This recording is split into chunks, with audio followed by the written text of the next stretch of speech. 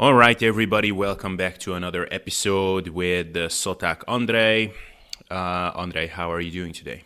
So, like I was saying, my looks like the Roona finally got me. Not really, but I mean, I don't think so. But to be honest, I do not trust those tests. I don't really see a point to get one, so I think it's just a stuffy nose or runny nose, whatever it's called. But if it is the Roona, then I have to say I'm not impressed.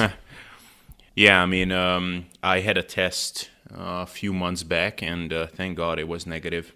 Like the thing is, so my girlfriend basically forced me to do the test because some people in her family got the Rona.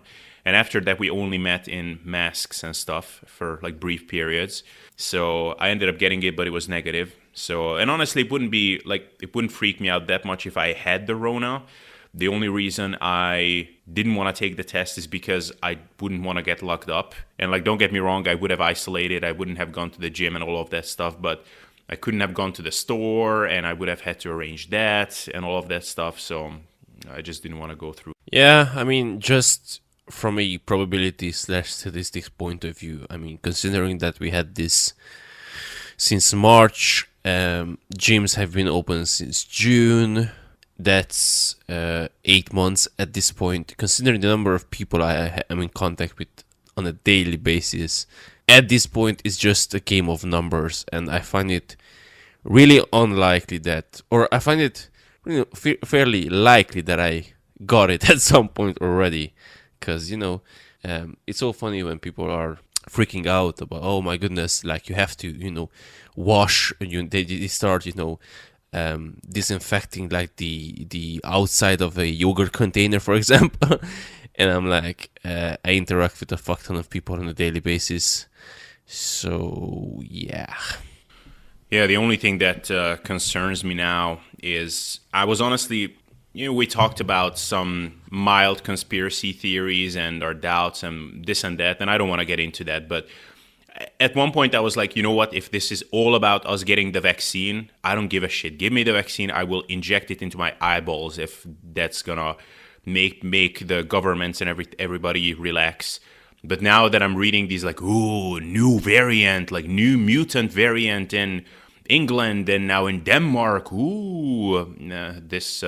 I don't like the sound of that because I can easily see that being a new narrative like, well, it would have gone away and we have the vaccine, but unfortunately this new variant is out, so we have to lock down for another 2 decades. So, but hopefully not. I don't even want to go there. Yeah, let's not get into that. I'm sick and tired of this whole thing. But anyway, we have some other stuff to talk about. And like I told you, I want to begin with a little bit of a rant. And I didn't tell you beforehand what it was because I actually want to hear your reaction because I'm fully prepared that you will not agree with me. So, that's spicy. That's even better for the benefit of this podcast. So, I told you about the video on Lazar Angelov's injury and how he had surgeries and all of that. So now, recently, another video came out on his natural or not natural status. And basically what he says in that video is that he didn't use steroids up until basically now. So all those freaky pictures that you see on him, that was steroid free. And he only used clenbuterol for cutting. He did that sometimes, but he never used steroids.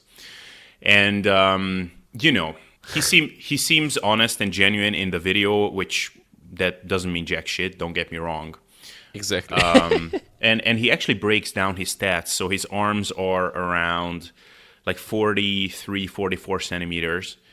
And in maybe not contest shape, but definitely like a pretty shredded photo shoot shape, he is 85 kilos and he is 180 centimeters, which is crazy impressive, don't get me wrong, but it's not like ungodly, it's not like Ronnie Coleman claiming natty.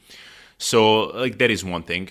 Actually, before the video was released, I was talking to Nicola, the guy who actually did the interview with him.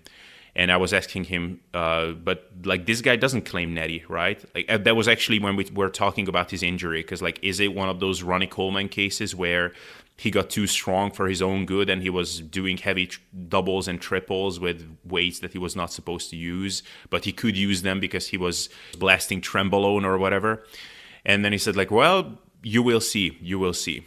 And then we got to talk with Nicola a little bit that like, look, I can spoil it to you a little bit. Like he will sort of claim natty, sort of not. But like, look, like I worked with some tanks over the years. And truth be told, I have seen some tanks as well. And when I was in Bulgaria at their conference, like I met some guys that were, I mean, I will probably send you the picture, but I'm standing next to this guy and I look like a skinny kid who never lifted a weight in his life next to him. Like his arms must be, I mean, if mine are like 33 centimeters unflexed, then his must be, I don't know, man, 40 centimeters unflexed. And like, but if you look at his overall physique, he actually looks natural. He's just a fucking tank. So anyway, when I watched that video, my mindset was, look, like, is my first reaction when I see Lazar Angelov's physique that he's juicing? Yes. Still, when he claims that he was natty on those pictures, am I still like, it wouldn't surprise me the least bit if he was lying? Yes, of course. Like, that's my mindset. But I don't consider that to be an impossibility. I think it's highly unlikely, just statistically, but freaks of nature exist. I always say this, like, 8 feet tall people have been around. They are around today. Like, there was a guy who was 2 meters and 75 centimeters. If that can exist, really weird things can occur in nature. So he could have one of the best genetics that the world has ever seen. And to be fair, like a lot of the reasons he seems so freaky is because of his like action man figure like ab insertions. So that plays a huge part in that. But anyway, so that was my mindset. And then I watched, More Plates, More Dates, and also Greg Doucette break down his video. I was curious what they will say. And to his credit, actually, Greg Doucette's video was a lot more reasonable. I think that was along the lines of, look, it is possible. I'm not saying it's impossible, but I'm very skeptical. And I think that's exactly the right thing to say. Like, it could be true, but look, the likelihood of that being the case is very, very small, but we cannot rule it out completely. And then More Plates, More Dates, he was like super, super cynical. And basically, one of the main arguments he had, and he ended up repeating like 5 times, is, so like, look, like your stats are basically the same as Frank Zane. Because apparently Lazar Angelov did a video on whether Frank Zane's physique could be achieved naturally. And basically his conclusion was like, well, if someone had amazing freaky genetics, it could be achieved. We know that Frank Zane used drugs. And then More Plates, More Days just ended up jumping on this like 500 times. Like, okay, so you're saying that if someone has amazing genetics, they could get that naturally, but Frank Zane had to use gear, so you're saying that he has shit genetics, and then you have the same stats as Frank Zane naturally, so you're saying you have better genetics than Frank Zane, which I just find to be such a stupid argument. Like, first of all, why couldn't he actually have better genetics than Frank Zane? Like, yeah, Frank Zane looked amazing, and he was on Mr. Olympia. Side note, he would never be Mr. Olympia with that physique today. Like, he would be a very successful Instagram influencer with that physique today, but he wouldn't be winning overalls in the Mr. Olympia. No way. He wouldn't win a natural world championship. I mean, with that conditioning, no. Like, he was not lean enough. But yeah, like Frank Zane had very, very good genetics. He probably used, I don't know how much gear he used, but probably used a generous amount. And he had really good proportions, muscle insertions, the V-taper, very aesthetic. But, I mean, I see tons of people that are probably fake natties on Instagram. I mean, Jeff Seid, for example, I don't think he has a worse physique than Frank Zane. Or Matt Does Fitness, I don't think he has a worse physique than Frank Zane. So I just don't see that being a trump card. But he was just like super, super cynical and like pretty blatantly accusing him of like lying. And so we talked about this before. Like, this I have a huge issue with. Like, it's fine. Like, I would have no problem with the message of like, look, there are freaks. Like, it could be possible that he has like one of the best genetics the world has ever seen.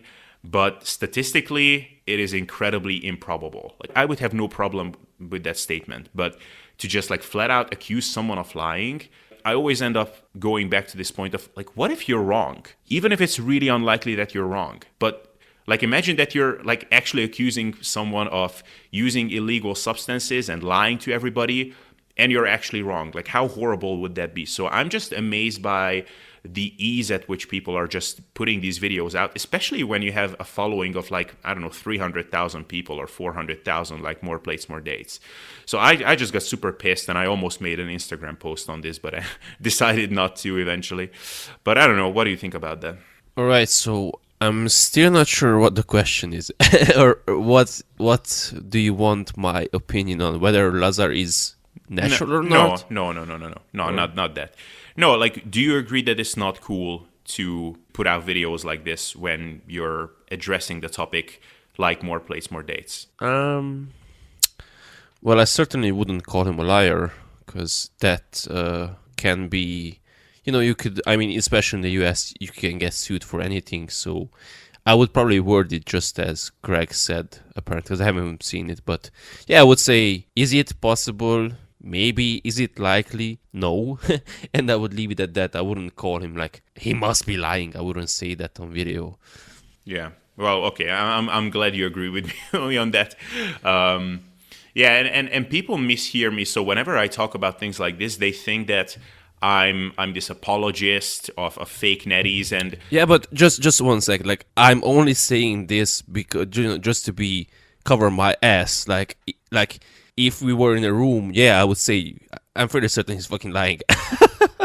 Just for the record. But if I had to make a video for 300,000 people, I wouldn't word it like that. But even if I did say about someone, even if it was like the biggest, unless the guy was obviously admitting it, you would have to sort of word it like that, because you have no proof. And there's a guy in my gym, and I will let you finish your thought, but just, there's this fucking guy in my gym who apparently doesn't know the meaning of words. Like, at one point, we were looking at, because this Romanian guy, I mean, he's in England now, but Andrei Deu, his placed, I think he was 5th in men's physique for his first Olympia, which is awesome. And yeah, he's has a Romanian origin, so he's sort of held up as a national treasure, basically, by gym goers. And a friend of mine was showing me some clips of him training with, what's the guy called? The guy with that fucking insane chest and always tan. You know who I'm talking about? No. He has the brother who is not as jacked, and he's saying that... Mike Thurston? Mike Thurston, there you go. So he was training with Mike and Deo and shit. So, and there's this fucking guy who just constantly says the dumbest shit every single time. It manages to piss me off pretty much every single day I see him. And he's like, Deo, he's been pinning since 15 years old. And I was like, interesting. Where do you get that information from? Well, I mean, I know it. And I was like, so you know it, but what's your source? I mean, did he admit that in an interview, or... No, I mean, just look at him. I'm like, what do you mean? He says, well, obviously he's not natural. I was like, okay, but where do you get that he was spinning since 15 years old information? Well, I mean, it's obvious. I'm like, what's obvious? I mean, look at him. And I'm like, yes, okay, I get that, but he's probably 25 right now. Like, where do you get, again, going back? You said, at one point he said, I know for a fact, I'm 100% certain.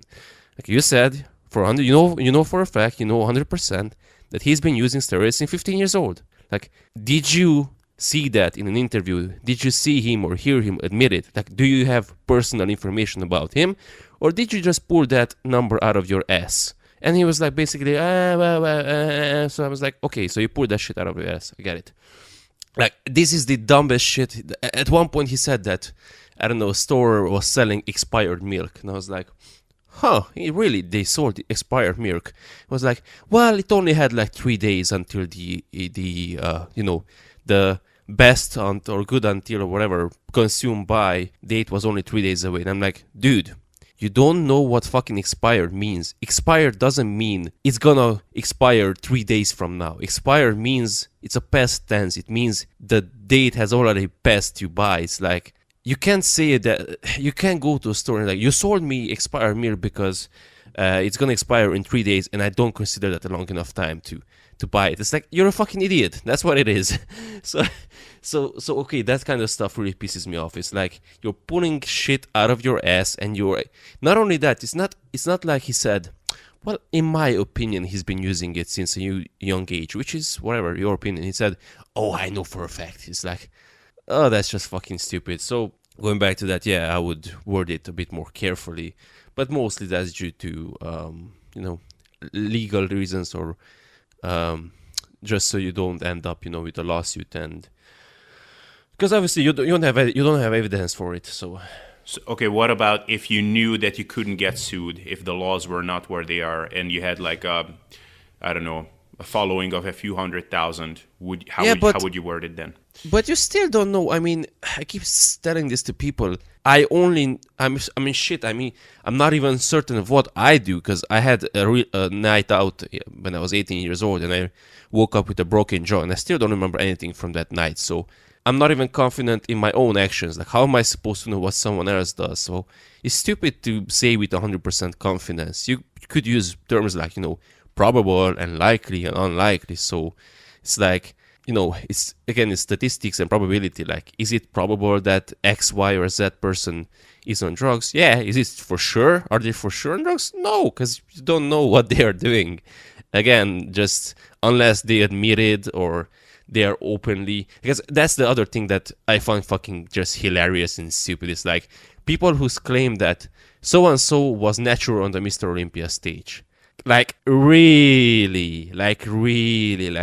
So you're telling me that on the Olympia stage there are like 15 people with the fucking best genetics in the world and drugs, or 14 of them, but there's the 15th guy who has genetics that are so good that he can get to that point without drugs. It's like, it's so fucking stupid. It's like, every single person, for example, like, this is just a parallel example. Let's say, every single fucking person who ran 100 meters sub 10 seconds was on drugs, but there was one guy who was able to run it without drugs because just he had such amazing genetics.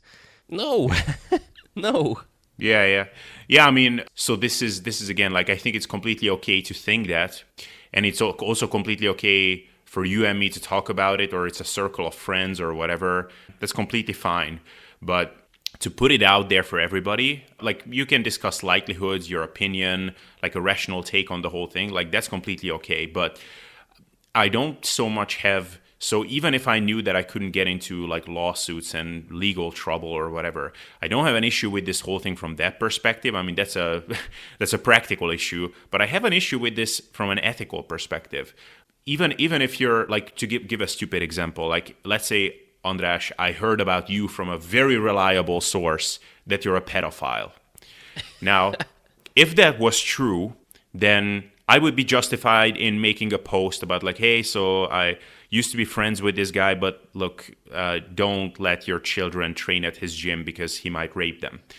But what if I'm wrong about that? If there is like an 0.1% chance that I'm wrong, like, I just accuse you of something horrible publicly. So that is super not cool. So I'm always, whenever I see something like this, as much as it's hard to do through social media and through the internet, I try to remember that we're looking at human beings here still.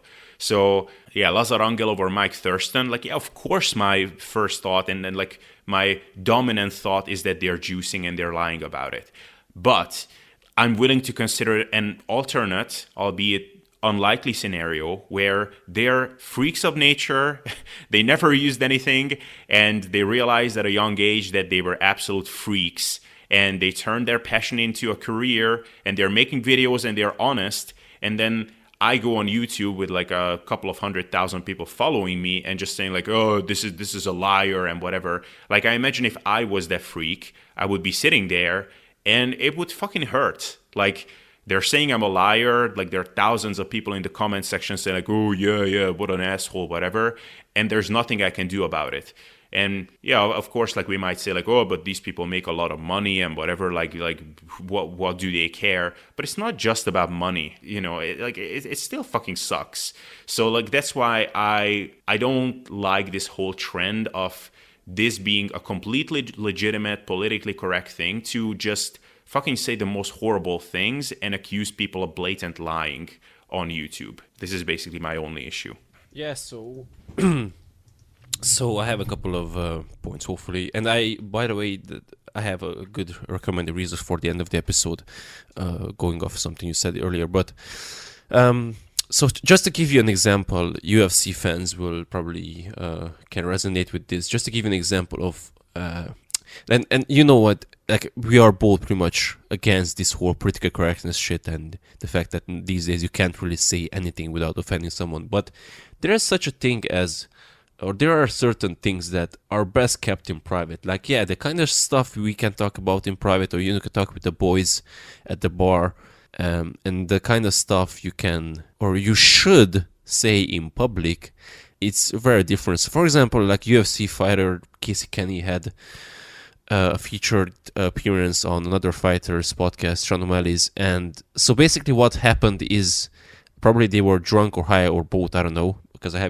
only heard like the controversy about it, and I don't know how, but suddenly this conversation come up about a fellow woman fighter who, I don't know, I guess the idea was pretty much they asked, like Sean asked Casey whether he would, smash her, and I think he said that she's, a 4 to 5 in the morning drunk kind of a woman at best.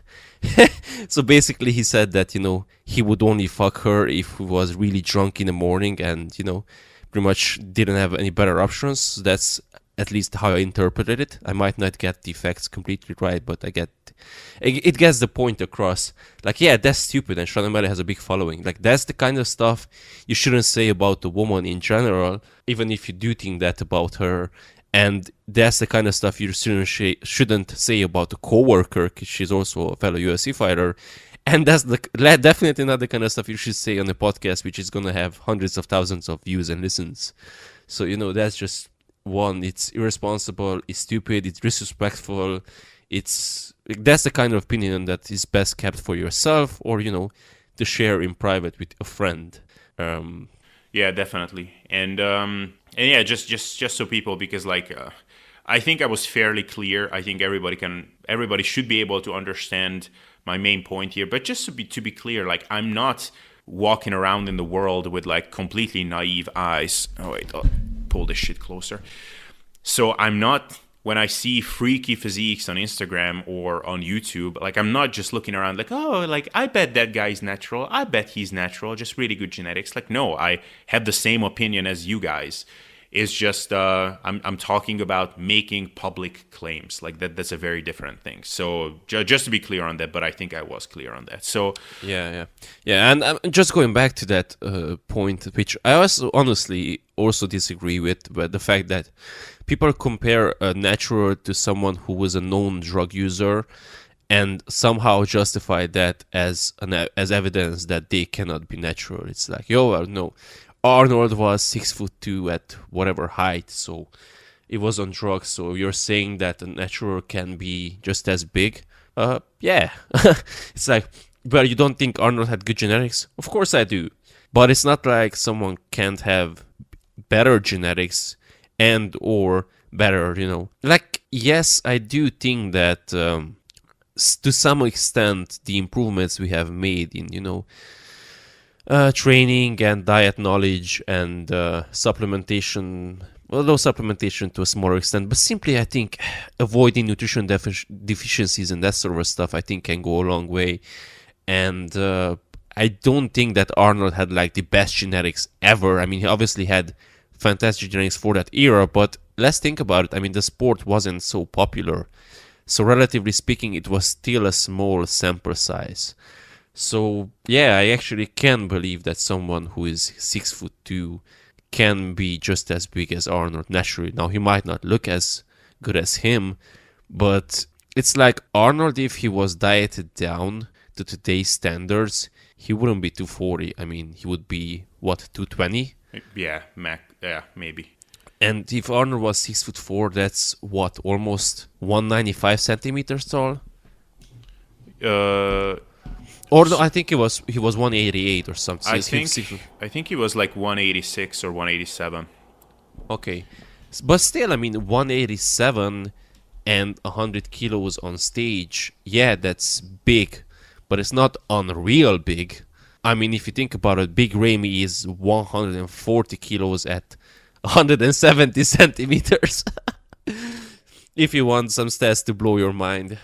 And also, like, I'm looking at pictures of Frank Zane. Yeah, I mean, yeah, okay, like he looks incredible, but this arguments that like, oh, so you're saying that you're as big as Frank Zane naturally, like that's just so incredibly stupid. Like, I mean, I'm not saying that, like, say Eric Helms has as good genetics as Frank Zane, but like look at Eric in his like best photos when he's shredded, and imagine him on like a gram of gear. That would be quite something. Or Alberto Nunez, like, you know, those shredded pictures of him and with his structure. Imagine him on a gram of gear. You know, like he would look like freaking, like he could have been a Mr. Olympia back then easily. So, and then you would be saying like, oh, so like you're saying that you have better genetics than Alberto Nunez? Yeah, there are a lot of people with better genetics than him. So it's just I sent you a photo of someone even a better representation. What's this guy? Corbin Pearson, I think he's called, something like that. I mean, he is natural and he's smaller, but hey, if you added some gear to his, I mean, his structure is definitely similar. I mean, his legs are better, so. Yeah, definitely. Yeah, so. But so that's the thing about Zane's physique. Zane's quote-unquote secret, or the magic, wasn't in his stats. It was in his structure, and as far as I know, there are no drugs which can alter your structure. If there are, sign me up, man. I want 10 centimeters wider clavicle, 10 centimeters smaller waist. Let's do it. Yeah, absolutely.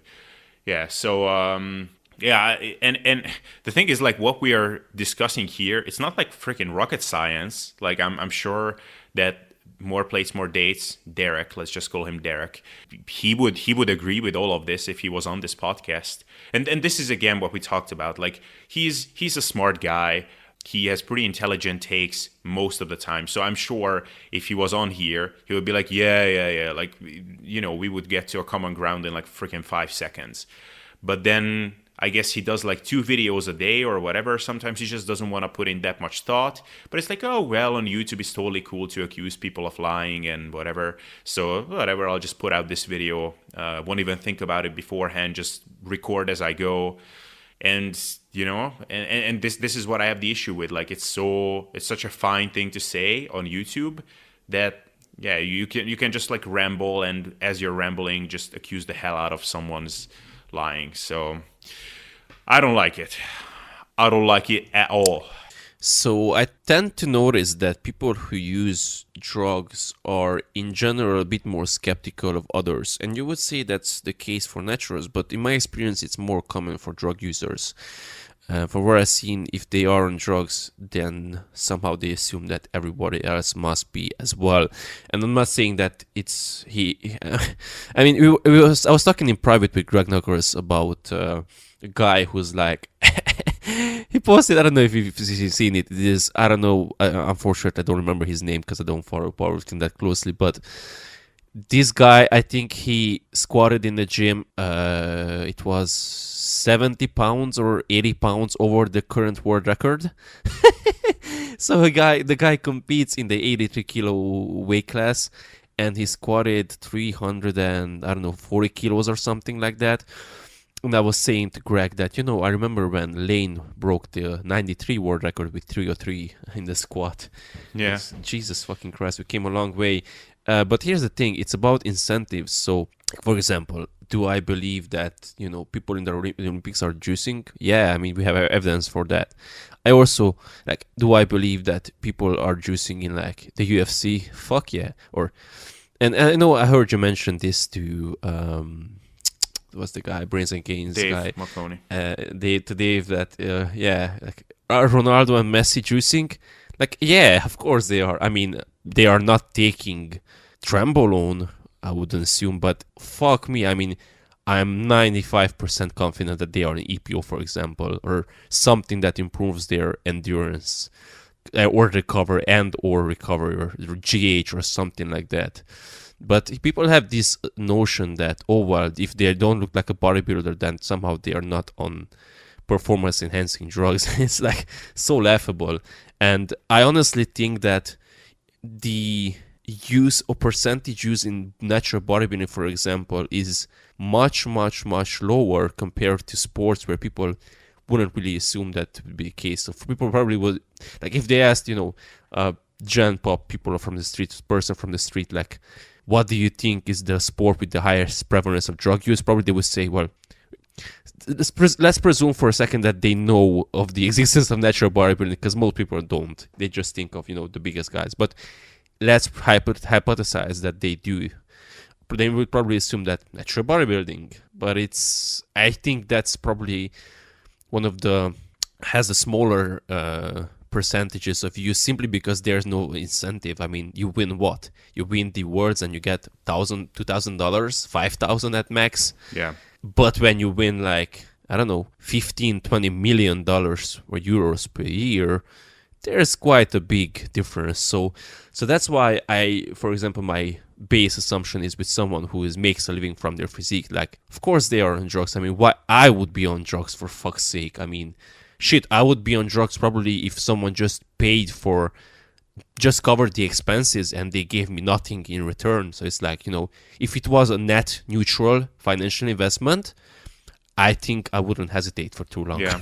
Because, that's one of the things that holds me back. It's like, if I didn't have to pay for, the stuff itself, supplements to keep my health in check, fucking blood work every 4 to 6 months, and then all the other pain in the ass stuff, someone who, because I wouldn't want to inject myself, so I would have to find someone who injects me twice a week and all that stuff. If that was covered, it's like, yeah, well, it's a check, it covers everything. Do you want it or not? I'm like, of course I want it.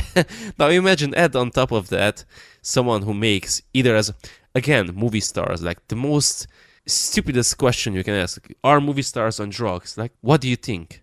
It's like, you get a role, you have 4 months or 6 months, whatever, to get in shape.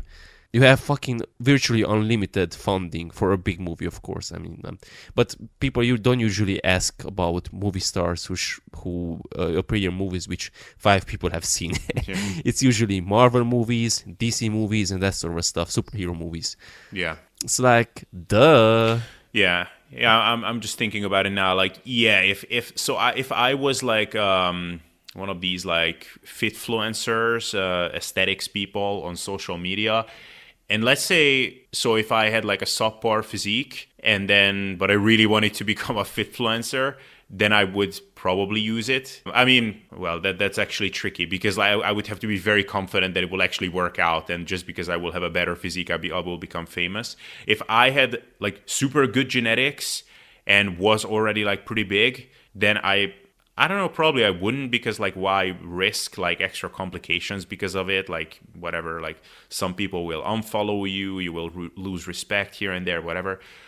Or you will become like a fake natty story on YouTube, which I also wouldn't want. But if I was like a Ronaldo or a Messi, like, I mean, it would be foolish not to do it. Like, are you like willingly saying no to an edge that you could get and earn like millions more and become much more successful in your sport? Like, that would be like actually retarded. Yeah, and now that you bring it up, it's interesting. It looks like we're not going to get to any serious topics today either, but it's okay. So it really makes you wonder, like, what's the scenario where someone would use? Because, for example, if someone has really shitty genetics, and I heard your discussions about you're rating your genetics with Dave, and I would say I'm the same. I'm probably a 5 or 6, somewhere between 5 or 6, depending on how you want to look at it, out of 10 on the genetics point of view. Like, if someone had, like, I think if I added some drugs, I think I would look decent. But hey, if someone has bad genetics in that, 2 or 3, it's like, just, dude, I've been training for 3 years and it's like zero difference. Yeah. Do you, or would you really take drugs, or would drugs really transform? I mean, it's like, I heard this, I was listening to a podcast yesterday, and someone, Chris Tuttle, or what's his name, IWB Pro, it was a good episode about drug use. And he was saying that, listen, I take a client, I tell him, I can make you, if you're a Chihuahua, I can make you the best Chihuahua you can be, but you will never be a fucking pit bull. And that's the best way to put it. It's like, yeah, drugs help, of course they do, but they can only help you with the talents, quote unquote, you've been given. It's not like Because whenever I talk about drug, people say, "Yeah, well, but of course they have to work hard," and it's like, yeah, I know that even without drugs they would be fucking amazing. I mean, look at Chris Bumstead at 18 years old. It's like, of course they would be fucking amazing. I'm not saying that, and that's the thing. Drugs won't make you, they won't transform your genetics from a 2 into an 8. So someone who has clearly suboptimal genetics probably, if they really took that big of amount that would transform them into something decent, they would probably die fairly soon. And then the other extreme, if someone has really fantastic genetics, like, do you even need drugs for that? I mean, I guess you do, because I see some of these Gymshark kids who are like 18, 19 years old, and they are just so big. I'm not even sure what's going on. I think what's going on, I was talking to a new client yesterday at the gym about this. I think it's social media makes people want, or we always want like instant gratification, but social media seems to put that on like steroids.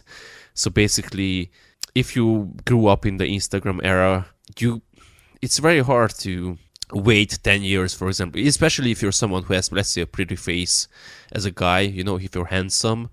If you're like 15, 16 years old and you see these guys, do you really want to wait, until you're 26 to be able to quote unquote make money? It's now probably you want to, get it now. So, hey, you start training, and at 18, if you already have a good foundation, you'll be like, well, I'm gonna add some drugs because I can get to that, 500,000 follower count, and I get the Gymshark sponsorship that all these other guys have, and I think that's a very, very big. I mean, I guess this is a separate conversation we could get into on the impact of social media on gym culture and whether it's been net positive, net negative, because obviously it has both elements. Yeah. I mean, so I had a podcast discussion on this with Dave McConey and Revive Stronger. And basically the theme of it was like, would we use gear?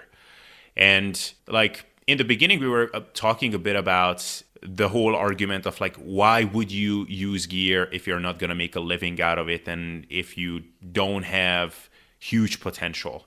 And like we kind of got into this philosophical discussion whereby, like we do a lot of things without drugs naturally, which are like require effort and also going out of our ways logistically, socially, financially, in many, many ways. And most people who do that will never become a champion bodybuilder. Most of them will never make a really good living from their physiques. Even people in the fitness industry, like look at like you and me. I don't know if Steve Holt belongs to this category, but I would say that most of his financial success is not down to the way he looks. It definitely helps him, but I don't think that's the main factor. So he could have 10, 20% worse physique. And as long as he can show to his audience that he can get shredded, he can control his training programming and whatever, like he will be successful. So then why would anybody use gear? And to me, like the answer is the same reason as why you would buy creatine, the same reason as why you would be in a calorie deficit for 6 months, even though you're already fairly lean. The same reason as why you would step on a bodybuilding stage, even though like it takes a lot away from your life socially and just your overall well-being. So like, what is really the difference in like that leap that you're making to drug use? And in many ways, there isn't a big difference. And then also, of course, like, and then people say like, well, but it's a hormone. And then you can push back like, well, I mean, vitamin D is a hormone. is it that it's an injection? Well, what about Dianabol? And then if you really dig down to the deepest depth of this whole thing, it comes down to why would you risk your health and dying sooner just to look a bit more muscular? Like, don't you feel that this is like a really like shallow and irresponsible way of looking at things? And I think what it comes down to at the end of the day, so if I'm thinking of myself, would I use gear? If I could look into a crystal ball and see the future, and I would see that if I start blasting gear, the only difference in outcomes would be that, I still have the same health, I will still die at the same age as I would normally would, I will still have a functional family, I will be fertile, and the only difference in outcomes will be that I will have 20 kilos more muscle, then I would be an idiot not to use gear. I mean, it's like, why would you say no to a free pass? Now, if I looked into the same crystal ball and I would see that within 2 years I will have a heart attack, and from then on I will live my life in emergency rooms and whatever, all kinds of devices hooked onto me to keep me alive, and I will be half of the man I used to be, then I would be an idiot to do it. So it kind of comes down to like a risk-reward analysis, and then also getting an educated opinion, which at this point I don't have. Like, I don't exactly know the ramifications of like what would happen with different dosages. Like, you know, I'm not an expert on that topic. So yeah, anyway, it was a wrong ramble. Any thoughts on this? No, it's actually quite a good one, and it's relevant because I sent you that photo of a friend of mine, former client who went on TRT recently. We were talking about it, and as far as your question about why people use drugs, so unfortunately the reality is that most people use it for the wrong reasons. I think the main reason is, like I said, instant gratification and lack of patience and lack of discipline, because that's the reality. Now, if you want to take that to a global conversation, like, why do you, like, to me, it's honestly the real question, like, aside, if you're not, for example, a natural if you're a natural bodybuilder and want to compete in natural bodybuilding, because Helms said as much, it's like, well, I like it, and Eric said that I would never use drugs to make myself look better. To him, it's such a shallow use or shallow goal or something like that. And I get that, but for most people, it's not. So most people use it because, like I said, they don't have this. I mean, we have been training, I think, both of us for like almost 10 years at this point. If we started using, I mean, that's understandable. But I think I mentioned this to you earlier, and I will say this again. When I started lifting at 16 and a half, almost 17 years old, back then I was being nudged or, try to be persuaded by some guys to use gear. And one of them literally said, he started pointing, he said, look at that guy, he's been taking for 3 months. Look at that guy, he's been using for 9 months. Look at how big he is. Or this guy, he's been using for a long time. He's not really relevant because whatever. But, and he asked me this straight up. He said, well, do you want to train naturally for 5 years to look okay? I was like, yeah. Because that's the mentality most people have. Why would I want to push myself 3 to 5? I mean, 3 to 5 years is such a long time. I mean, so that's the way most people use drugs. It's a shortcut, basically. And they are fucking clueless. They don't have any idea about potential ramifications, how to use. Most people take too many compounds at once. Fucking everybody starts using Trenbolone as a beginner, which is retarded, and that sort of stuff. So yeah, that use is stupid, and that's what gives drugs a bad rap. Now, on the other hand, that's what this friend of mine asked me yesterday. He said, would you ever blast? And I was like, I don't think so. Because honestly, I think we discussed this in private as well, but so I'm gonna get some blood work in a couple of weeks, and we shall see after that. But honestly, the notion of TRT is so appealing to me for reasons fucking unrelated to muscle mass. I would want to get bigger, but the idea of being more energetic throughout the day, just waking up with more energy, having more energy throughout the day, being more productive, having a higher libido, which is fine, but it's not like this colleague, a colleague of mine, he's 35 now, and he gives me these stories of, dude, when I was 20 to 25 years old, I was a fucking walking sex machine, basically. And I'm like, I don't remember ever feeling like that. Going back to my college, thinking back about my college days when I was 19 to 23, I feel better now. Literally, I mean, I was having sex and stuff, but it was like, if I had sex, it was good. If I didn't have sex, it was good. It wasn't like, oh my fucking god, I gotta have some sex, otherwise I'm gonna fucking walk, and hump the nearest hole I can find or something like that. It's like, I never felt that way. So yeah, just a higher libido, just being quote unquote more manly in general. That notion to me is much more appealing than, oh my god, I'm gonna have 2 centimeter bigger biceps, because that's really whatever. That doesn't gonna change my life. But if I had, again, more energy, more drive. Because I also heard that people who went on TRT said that, hey man, I'm much more focused. It's like, because you have those days when you come home and you're supposed to make a post, make an infographic, edit a podcast. And I talk about myself mostly here, but I just come home and I'm so fucking tired. It's just like I cannot make myself do it. I'm like, I'm just gonna have to lay in bed because I'm tired. It's been a long day. But if TRT, for example, gave me that ability to come home and be like, yes, fucking let's go, let's grind, let's hustle, let's this and that. That to me is much more. To me, it seems like that would have a much bigger and more profound impact on my life than, oh my god, I gained another 5 kilos of muscle. So yeah, I probably wouldn't start blasting grams of substance, but going on TRT, for example, 100 to 150 milligrams per week, that notion actually is really appealing, and I'm gonna have to think about it, of course, but it's definitely not something I would exclude going forward. Yeah, I'm also thinking about this, and I would not be surprised if in, say, 2 years, I say went on like a generous TRT dose or something. And if that happens, don't worry, anybody, you will know. But it's interesting, because the whole idea of people using it for the wrong reasons. Yeah, I also have a hard time sympathizing with the people who have been lifting for 5 months or something, and then they start using gear. Like, but then, so I'm a fairly philosophical person, so I'm trying to see that also from different angles. Like, why do they start using gear? Because they want results faster.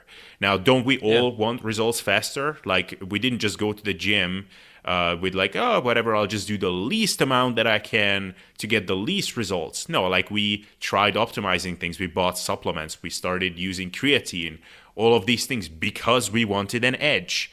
They are like, you could argue that they actually just have a bit more hair on their balls, and they're just like, well, if I'm gonna have an edge, I'm gonna have the real edge, and that's basically the same psychology for why people subscribe to mass. Like, some people may subscribe to it because the mass research review. Some people may do it because they want to support Greg, Eric, and the other Eric and Zerdos, but a lot of people are looking for the magic bullet each month. Like, a lot of these things, like all these over-analyzers, and I would even consider myself here, like, I'm always looking for like little shortcuts. They just look for bigger shortcuts. So like, in some ways, even that is not that different. And yes, of course, the reason why a lot of people look down on them, and I also have that psychology to some extent, is because they clearly have no love for the act of lifting. They just want the end result. Now, how much do I look down on that? Maybe, like, I am biased because I love lifting and I did it for 10 years and I put a lot of effort in. So I have a natural kind of instinctual judgment towards people who don't have the same love. But at the same time, like, in a lot of different areas, I don't have any love for the process. I just want the end result. Like, I think the way they look at getting more muscular is the same way as I would look at, I don't know, fixing my nose or something, making it a little bit slimmer, or, I don't know, getting some Botox. Like, I have this annoying wrinkle on the left side of my face, or is it the right side? I think the left side. I would be glad if that wasn't there. Now, I don't have a love for the process of whatever, doing this protocol to make it slowly go away over 5 years. No, if I could just like snap my fingers and make it disappear, I would do it. So is it that much different than someone just wants to look more muscular and they would just do it with the snap of their finger? I don't think it's that like terrible. So it again just comes back to, well, dude, I understand that you want that, but just understand that there are risks. Like, you start blasting this gram of stuff. Like, does that muscular body really worth that much to you? Like, think a little bit bigger, So like, it comes back to that again. And then just a side note, like, I sometimes think about when I walk around, like whatever, I walk somewhere and I don't have anything in my ear and my thoughts start wandering. And I sometimes think about, if I could just snap my fingers or I could like adjust my physique in real life, like I can do it with Photoshop, and I could make myself look like whatever. My shoulders are going to be 10 centimeters wider. My waist is going to be 10 centimeters narrower. Like, would I just do that? And I never have to lift again, and I will look exactly the way I want. My body fat percentage will be always the way I want. Well, the body fat percentage part I would take. But would I take the whole thing? I don't know. Maybe there would be something in me that would be like, I cannot say no to that. But at the same time, I don't know, man. Like, I would have to reinvent my whole life. Like, to me, the pursuit of lifting and the pursuit of trying to get bigger and leaner and everything, it takes up such a huge part of my life. Like, it's such a huge passion and dictates the way I live my days and everything so much, and it has for so many years. Like, I don't know what would happen if I didn't have that. Like, I would have to find a completely new hobby for myself. So, but I can also understand if someone is not of that mindset. So I don't know. It's tricky to say like who is using it for the right reasons or wrong reasons, you know? So yeah, this whole discussion is such an interesting one, and I absolutely love these discussions. And that's another thing I had to find out, that unfortunately not everyone is into this. I mean, it's fairly obvious. It should be that not all people are interested in all ideas. But to me, that's we're gonna get into so many tangents in this episode. But bear with us, please. It's so frustrating when you see a beautiful woman, for example, and this is gonna be the love of my life, and then you find out that on a personality basis, like you have basically don't match at all, and it's like, yeah, this is not gonna work out. Yeah, you're hot, but this is what it is. So this whole morality stuff, to me, it seems like people who, at least those who give 2 minutes of thought and they actually have some introspection going on and they find their moral compass, so to speak, and they just start projecting it onto the world. So, for example, this is a topic that I was thinking about with more and more, just as adjacent to the whole TRT discussion, the topic of test boosters, right? So I, for example, bought fenugreek for the first time yesterday, but I won't use it because I want to get some blood work first, and then I'm gonna use it for a month and see if I notice any difference. But that's just a side note. But the notion of test boosters, because I posted that and the guy responded that there's a company which sells one, which is really has an interesting formula. I brought it up to Esgro, and the formula is really, really complex, and I'm as far as I've seen, like, this is pretty much the best test booster product you could get on the market, and actually hope to get some from it. However, here's the kicker: it costs like, I think, $40 for a month of supply, and I was like, dude, here's the thing: you can get a shot of testosterone for, I don't know, $4 or something like that, and that's gonna last you. That's gonna last you like 2 weeks, because I think it's 250 milligrams, so 1 milliliter. So if you use 125 per week, that's 2 weeks. So for $8 you can get a month's worth of actual testosterone, or you could get this crap in comparison for $40. And you might not notice anything. And the only difference for someone is their moral compass, because then they will start using this argument, oh, but it's not natural, or I want to stay natural. And it's like, again, if you compete in natural bodybuilding, I get it. Okay, but aside from that, it's so fucking relative, and there's just no objective, like, your argument doesn't hold an objective ground, basically, in my view. Again, this is my own perspective, but you're taking, again, a supplement which was created in a lab with fucking extracts taken out of plants and purified and concentrated and this and that. Like, what is the difference? There is really no difference aside from your own subjective line that you put in the sand, that if you create, if you use lab-made or man-made in lab-created testosterone, that's somehow, not natural. But if you use, probably the same guys use or produced these other compounds, that they are somehow natural. But I mean, if you look at it, both occur in nature. Testosterone is natural in that sense. So it's not like you're eating the fucking plant. To me, it's the only, again, this is such a fucking subjective argument. And I get it if you want to, stay, but this is just an appeal to nature argument. It's like, I don't want to do that because it's unnatural, but here I'm gonna do 65 fucking things to try to boost my quote-unquote natural testosterone. It's like, okay, but if you want to only, rely on your own natural production, then why use supplements at all? why try to take zinc, or why try to take supplements to get better sleep so you can produce more of your testosterone? See, because to me it's just a fucking, there is no hard and fast line if this is where it ends. Yeah, it's yeah, I mean, we could ask a lot of interesting, like, philosophical questions from these people that because I completely understand, like, that's like, most people don't think about this deeply, and I like to think about, like, most things deeply, that, like, whatever, abortion, death penalty, like, a lot of these, like, ethically very dividing questions. I think about these a lot, and I also think about this. And most people don't, and I understand that. So I understand that first, like, gut reaction of, like, well, I mean, you're blasting, like, you're injecting, like, the whole thought of, like, you're taking the needle and you're stabbing it into your ass, like, oh my God, like, you're disgusting. So I get that kind of reaction from people. But, like, what I would ask them is, look, if there was a new version of creatine, it's still creatine, like, not that different from the stuff that you're already taking, which would allow you to put on, I don't know, 10 pounds of muscle for the next 2 years, but it would have a mild risk of, like, raising your blood pressure to a point where if you leave that unchecked and maybe you don't medicate or something, that could actually cause you some heart problems and kidney problems. Would you take that version of creatine? And I think most naturals would, And then so, like, and then what's the difference? So basically, steroids or that non-existing version of creatine, they both give you an edge, a pretty big edge, and they both have health risks. Like, what's the difference between the two ethically? Maybe one you could actually take still for, like, a natural bodybuilding competition. That would be the only reason. But if you're not competing in natural bodybuilding, what's the difference as far as you're concerned? So, like, that's definitely something that people don't consider. And so another thing I want to say is, so I talked a bit with Nicola after, so I mentioned this little rant that I gave you in the beginning of the Lazar Angelov video analyses. I told the same thing to him.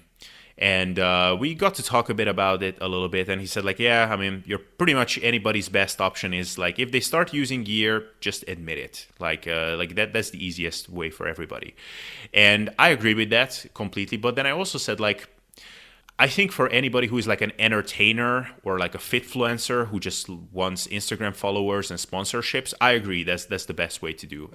Maybe not, because, like, supplement companies might be a bit less likely to sponsor you, but you might still get a great, like, whatever, Gymshark sponsorship or whatever. But if you're, like, look at Mike Israetel, for example, and look at us. So whenever he discusses his MEV to MRV progression and adding sets and whatever, like, what is one of our first, like, kind of back of our minds kind of arguments, or, like, we don't say this publicly, but when we talk amongst each other, what is one thing we always say? Like, well, I'm not sure how much this translates to natural training, And we might be completely wrong about that, but that's, like, a base assumption that we have. Like, well, maybe these people's judgment is colored by the fact that they grow muscles differently and they respond to training differently than naturals. And when I look at any of the roundtables that I hosted with Mike and Eric, a lot of the comments were like, well, keep in mind that a big difference between Mike and Eric is that Mike is not natural. Like, that's one of the first things that people say. So let's assume that you're someone like you or me. We are not entertainers. We are not fitfluencers. We are coaches. And the fact that people listen to what we have to say and value our opinions, that's a big part of our success in this space. So if we started using TRT or whatever for our own personal pleasure, like, we would not modify our training recommendations or diet recommendations, that would always be something that would hinder us. Like, like, yeah, that Abel guy or that Szotak guy, like, they're smart, but, like, keep in mind they're not natural. Like, that would always be something that's there. So I can even to some extent sympathize with the fake netties who don't want to admit it, because it will fucking influence their bottom line in many, many ways. So, like, there's just a lot of layers to it that people just don't consider. But if you think about it in a more philosophical level, man, a lot of things become a lot more blurry here. So yeah, so I have a couple of thoughts. First, about the whole creatine and stuff. What's the difference? There is no difference. There is, again, this arbitrary made up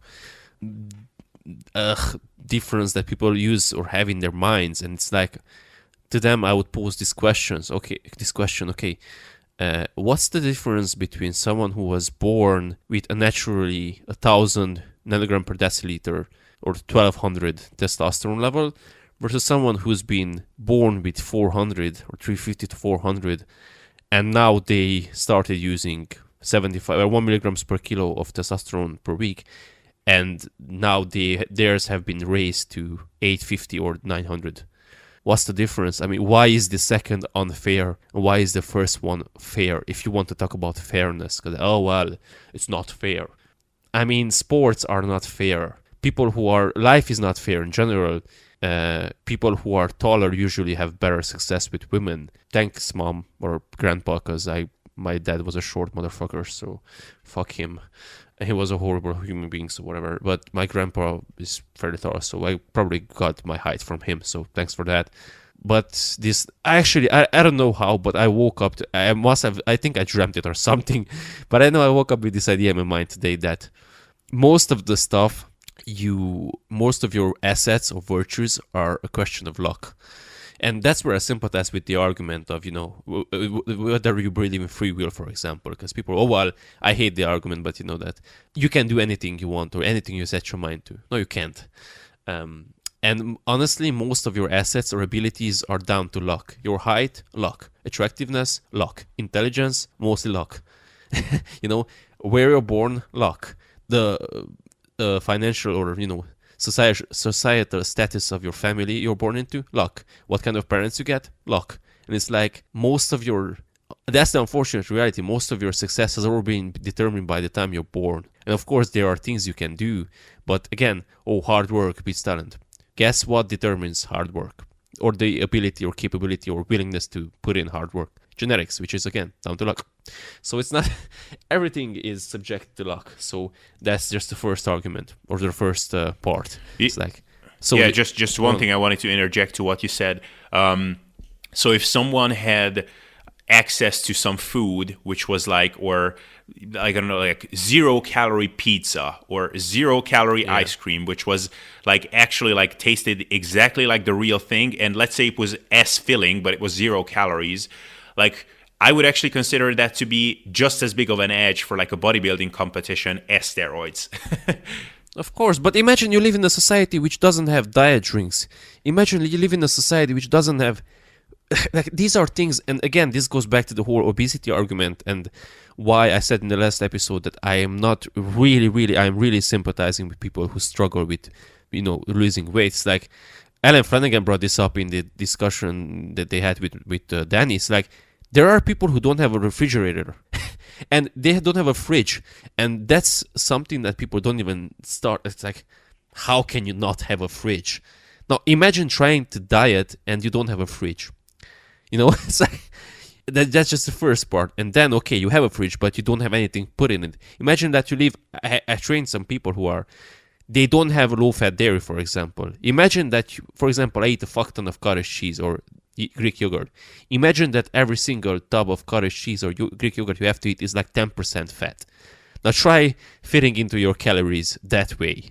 And most people don't even start to consider that that's not up. It's not like you're out there in the wild churning yogurt and stuff. It's like, that's again down to luck. And most things that aid you in your success are not down to your own merits. So this whole notion that, there is no luck in bodybuilding, shut your mouth. You're just too fucking stupid to sit down and think about it for 2 seconds. So that's the first part. The second part about, the drug use and how that muddies the water. So that's what I said, that I personally would only use TRT, because otherwise, once you open that door for drug use and you only open the door for escalating drug use, I am afraid that I myself would fall into that pit, because right now there's nothing I can do about it. I can only, diet, training, and sleep. That's the only thing I can modify. But once I start introducing drug use, I can always be like, it's not really working. But hey, I can always inject 50 milliliters more, or 50 milligrams more, or 100 milligrams, or add another compound and stuff like that. So I really would not want to do that. So that's what I said. I would just be on TRT. And I know, for example, Dante Trudar said the same. It's like, it's not natural, but it's as close as it can get. So it's fixed amount per week, doesn't change, it's always constant.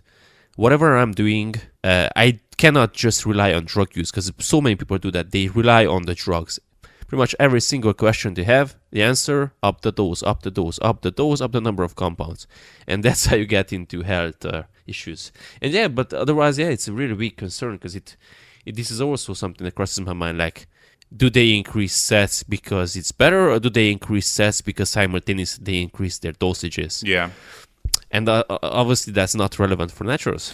Yeah, exactly. So, and like I would be definitely concerned if I was to start using now and admit it. Like, for one, I would get a lot more trolls, which is one thing. I could deal with that, but I would be definitely concerned about that perception of like, well, okay, he's eating in a way, like from now on, if I said like, yeah, so I got to 12% body fat and I didn't really track calories, and you can do it, it's whatever, sustainable lifestyle modifications. Like, what's sustainable, dude? Like, you're on gear. Like, do you think like others can do it? Like, naturals have to track every calorie. Yeah. So like everything would come down to like, I would be like, yeah, so I don't think you have to do as much volume as you need to do. I do like 10 to 12 sets. Like, dude, but you're on gear. Like, everything would be just shadowed by that. So yeah, but if you, I was actually, I was saying the same thing. I was talking to a couple of guys in my gym who are using this. I said,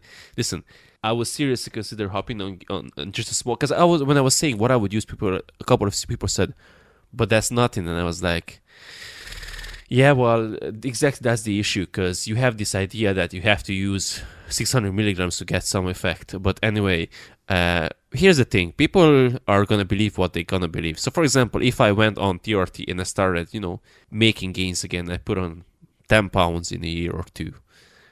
People, if I said, hey, all I used was 100 milligrams test per week, you are free to believe me or not. And that's the thing. They are free to believe me or not. I mean, what's stopping them to question that we are natural right now? For all they know, we could have been lying to our listeners about our drug use for the past 5 years.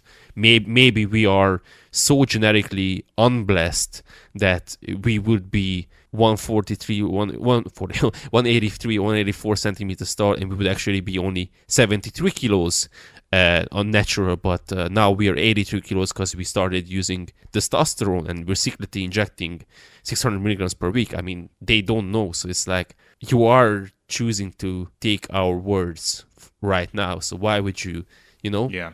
What I'm saying, why would you start doubting our truthfulness just because we admit that we are somehow on TRT, for example?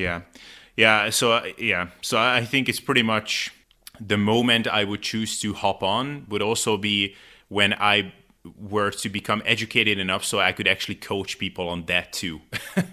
So then at least like, okay, well, yeah, I'm on. So actually, if you want to use, like, I can coach you to do it in a responsible manner, Yeah, but you wouldn't really be able to coach them, because if you only use TRT, I would not be comfortable with coaching people who then want to use test and masterone and trembolone, because I have no idea. And I really don't like talking about things I haven't done, or at least I understand very, very well. Oh, and one point I also wanted to, because again, just going back to what I said earlier about people having their own morality and just portraying that to everything they encounter. Like, I was telling this yesterday to someone, a client of mine, female. We were talking about something, and I don't know how the subject of lips came up, and I was like, it's so weird, and I admit this, we are so fucking, we have these fucking double standards. Just like I said about testosterone. Oh, if you have 1,000 naturally, that's good. But if you use TRT to go to 800 for 400, oh, that's cheating or whatever. Same. Like, it's like, there are women who have these gorgeous lips, for example, naturally, and I find that attractive. But somehow in my mind, I do not really like the notion of, okay, it's not that I don't like the notion of women can do what they want. I personally don't find females who do that attractive. Does that make sense? Yeah. And again, it's a contradiction. I'll admit it, because they probably, okay, some women exaggerate and they will end up with this like monkey ass looking mouth, which is just disgusting. But insofar as you do it, with moderate amount and with good taste and that sort of stuff. If you end up in the same place where someone else is just by being blessed from nature, I somehow find the latter more appealing, the natural one, quote unquote, more appealing than someone who got there surgically. And that's a contradiction. But I don't know why we are that way. But I do, going back to what you said earlier about whether you could, if you could enhance yourself and turn yourself into this cartoon character, and would I do that? I don't know why, but there's this verse from Dermot Kennedy which came to my mind from Without Fear. I think it's he said that there is a beauty in being broken. I've been seeing it.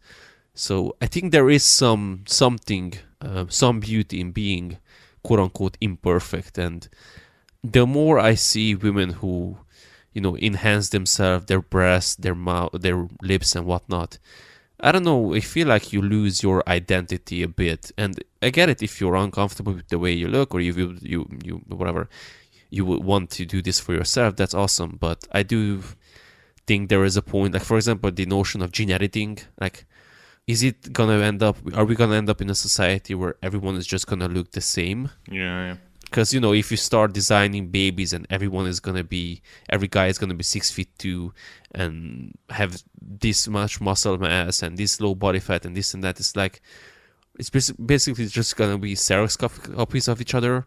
You know what I'm saying? Yeah, actually, that's very interesting, because I also thought about it. Like, what would happen if we could just correct these things with like a computer click? So you wouldn't even need invasive surgeries. It's just like, yeah, every guy would be 6'2", perfect head of hair, like good body composition, and all women would be this and that. And I think what would actually happen is that it would start losing its value, because now the reason that who is a good like the reason Cristiano Ronaldo is considered to be a very attractive guy, or Chris Hemsworth, like the reason he's considered to be a very good looking guy, or Jason Momoa, whatever, is because they are unique, like uniquely blessed relative to everybody else. But if every other guy looked like him, then it would lose its value. So what would happen is that we would start finding other things to value. So it would be eye color would get a much bigger thing. If we could standardize for that as well, everybody could have the eye color they want, then it would eventually become maybe intelligence or some like inner values. If we could standardize for that, then it would become this, dystopia, like just a world of robots, basically. Yeah, and Jordan Peterson has some good ideas about this, that people, if everything was pretty much, you need order and you need also chaos. Because if everything was in order, everything was in perfect order, the first thing people would do is they would start smashing things just so they can create some chaos, because otherwise it's just unnerving. And I do feel like, because there are certain characteristics I appreciate in women, but I feel like I appreciate them exactly because not everyone has them. And again, I'm not saying that it's logical or morally or logically coherent or anything like that. I'm the first one to admit that, like I said, we all have these biases and these moral contradictions, and I'm not Sam Harris, I don't think about this all day, but I think I'm objective enough to realize that I have these notions that most people do not. They don't even realize they're there. Yeah, basically. but I mean, what you're describing is one of the programmed, automatically run processes in your brain, which is valuing certain things, and it's completely irrational, as you said. Like, why would you appreciate a woman with a certain looking breast or lips, which is natural, compared to another woman who has it artificially? Like, you shouldn't. Like, it looks the same. Yeah. But if I can play, like, I don't know, amateur, like behind the keyboard evolutionary psychologist, probably it comes down to us like looking for good genes to transfer. And if it's artificial, then it's not real. So like, well, okay, like she might look great, but my kid is less likely to get those genes. So probably it's an automatic thing. Why are men attracted to big boobs? Because it reflects your ability to breastfeed children. It's like, it's not that big of a rocket science. And also like the thing that we talked about a few times, like, as far as you're concerned, like, what's the difference when you see an influencer on Instagram who has a phenomenal physique which you cannot even get close to. Like, from your perspective, what's the difference between that guy being a genetic freak or using gear? Like, nothing, because you don't have either gear or phenomenal genetics. So from your perspective, it's... Yeah, but then people... I know, but I think I know what's the answer. I think you know it as well. It's, if you dismiss that as drug use, then you can somehow convince yourself that if only I took drugs, I would look like that too.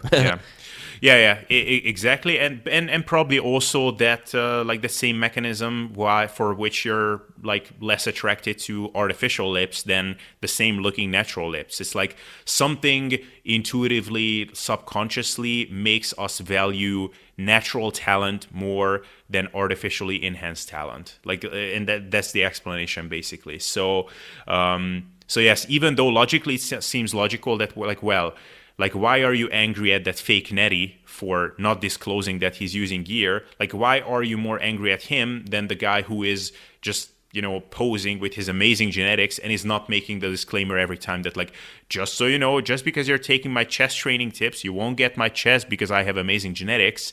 You shouldn't be any more angry at one or the other. But in practice, people still are, probably for the same reason. So, yeah, we constantly try to find reasons to make ourselves feel better about ourselves. So I guess if you do admit that, hey, this guy has, although I guess the argument of genetics is also a way to make yourself feel better about yourself. So yeah, it is.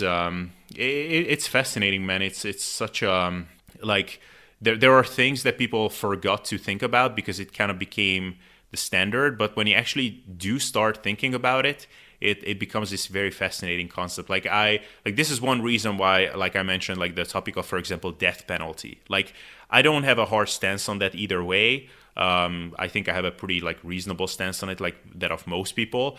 But I got into arguments with some guys who are like, no, like death penalty is wrong, period. And like, I completely understand where they're coming from, and I'm leaning towards the same conclusion. But then I start pointing out, like, okay, so what is exactly your logic behind it? And then we start digging in, and it's so vast and complex. And like the same thing with the whole gear thing and everything. So yeah, I like talking about this, and I hope that the listeners found this discussion to be informative as well, or interesting, not informative maybe. Yeah, and just from the guy's perspective, going back to dating and stuff, and this is also something, but we're gonna leave it for another episode. But I have something else I will want to rant on, but that's next time. So from a dating point of view, like men, for example, call like women who are attracted to guys who are in a higher societal position, or they are whores, or they are materialistic, or they are interested in money. It's like, no, it's like the same way you're interested or you're attracted to big boobs. Women are attracted to guys who are rich, and that has nothing to do with their money per se. They are attracted to the ability to make wealth, because someone, again, this women, like, I posted an old memory from a year ago, or I didn't post it, I will post it soon. A memory popped up from one of Jordan's lectures. It's like he was talking about how men get upset when they are rejected by women, and they will say stuff like, oh, am I not good enough for you? And Jordan was like, yeah, as a matter of fact, you're not good enough for me, and perhaps you're not good enough, period. And if every woman rejects you, yeah, it could be that they are all like these, hateful bitches, and they are just out against you for some personal reason. Or it could very well be that indeed you're not good enough for them, period, because there are some flaws which are turning them off, and it could be something you were born with, or it could be something you created due to your own inadequacies and stupidity, but nonetheless it's still a flaw you would have to work on. Because if you start blaming every single person, like it's like, if it's not you, it's everyone else, that's probably not a good attitude to have in life. So again, like, am I frustrated that I wasn't born into a wealthier family? Yeah. Am I frustrated that my dad was a fucking asshole when I see guys who are, inherit wealth and stuff, or, they get a car for their 18th birthday from their, it even doesn't even have to be a wealthy father. It has to be, a decent human being. Like, do I wish that I had, a respectable father, for example, like just a decent human being who my mother married instead of this fucking asshole. Yeah, but there's not much I can do about it, right? So in the same way, like, do I find it unfair, quote unquote, that a beautiful woman will choose, for example, someone who is richer, but that richness comes from their parents, not due to their own hard work? Yeah, it's unfair, but is there anything else I can do about it? No. Or do I understand why they are biologically programmed to feel attracted to that type of person? Yeah, I understand. Oh, yeah. It's I think for the same reasons, it's kind of similar to how we are looking for ways to dismiss someone's talent or something, and we want to find, like, we want to blame it on the gear and everything. For the same reasons that you said, honestly, I'm just so glad that I'm not a teenager anymore, or I'm not 20 anymore. Like, a lot of, like, with Dave, we talked about, like, look back at your past. Like, wouldn't you be glad if you were 20 now or 18 years old now? It's like, well, yeah, I would be glad with my brain today, because now I can make those, like, rational conclusions. Like, yeah, in many ways, I'm not good enough for this and this. The reason I don't have this and that is because I'm not talented enough, or I haven't worked hard enough. Some of these things I cannot change. Some of these I can. But when you're like a freaking teenager, like at least I had a tendency to always think that I'm not good enough even in the things that I was good enough in. And at least now I have a more, like, I guess, objective eye. So, and I'm also glad that I'm in a relationship and I don't have these, like, dating worries that a lot of people have. But maybe we should wrap it up here. But yeah, man, this was cool. So one thing I want to, because I mentioned I have one resource, or it's a movie actually, which I would like to leave people, and I would recommend it to you as well, because earlier you mentioned how accusing people can be so detrimental, and I actually wanted to say that, oh well, who cares? But then I thought about it throughout the episode, and I was like, yeah, well, I say that now because nobody cares about me on a grand scale. Like, nobody knows me. Like, yeah, if there are 3 people who care about me, whatever. But if I had, like, let's say, a million followers, like you said, and then I started, receiving these, like, every post I make is like 500,000 comments or 50,000 comments, of which, like, 10% would be, oh, you're a fucking liar, you're a fucking hypocrite, this and that. Then it might get to me, because Jordan said, again, I love fucking Jordan Peterson. I really don't understand people who hate him. Probably don't even, like, they haven't listened to more than 30 seconds of his stuff. So he said that, if you made, like, this is one of his principles, like, if you haven't done anything wrong, don't apologize for it. But problem is, online, that's difficult, because imagine, he said this exact example. He was like, imagine that you lived in this small village, right? And then one day you woke up and pretty much the entire village is in front of your house, and they have these pitchforks and they are, come out, you fucker, we're gonna kill you. Come out, you fucking liar, hypocrite, this and that. Then you might start wondering, Jesus fucking Christ, what have I done? And that's pretty much what happens online if you're famous and you do something wrong. It doesn't matter that 99% of the people agree with you.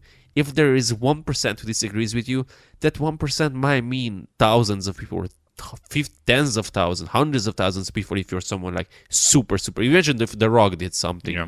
Like, he has 40 million followers or something on Instagram. Like, imagine 1% of that is 1.4 million. Imagine if 1 million people started commenting on his post being like, you're a fucking asshole and this and that. That it can be really, really easy to start thinking that, oh my goodness, I actually did something wrong. I better apologize. But then the problem becomes, well, then the next time you're going to have to apologize for even less. And, 5 steps down the line, you won't be able to say anything because you will be, quote unquote, silenced or cancelled for anything. But with that preamble out of the way, the movie I wanted to recommend is called The Hunt. It's honestly probably Mads Mikkelsen's best movie from the objective point of view. It's not my favorite. I loved his performance in Hannibal. I think that's a fucking fantastic TV series. But so basically what happens is, so the long story short, another train. So this movie is the perfect representation of what can happen to your life when you're accused of something horrible. and you're innocent and you're in a small community. And I will leave it at that. Just watch the movies. I will have to rewatch it again because I have seen it when it came out and it's just so good. And by the way, it has a 8.3 rating on IMDb, so that's quite a good rating. All right, yeah, I don't really have a resource recommendation for this week. Maybe check out that Lazar Angelov like steroids video and draw your conclusions. But other than that, nothing really new. Yeah, we can just wrap up here. And yeah, András, as always, thank you. It was a pleasure chatting with you. Yeah, it was fun.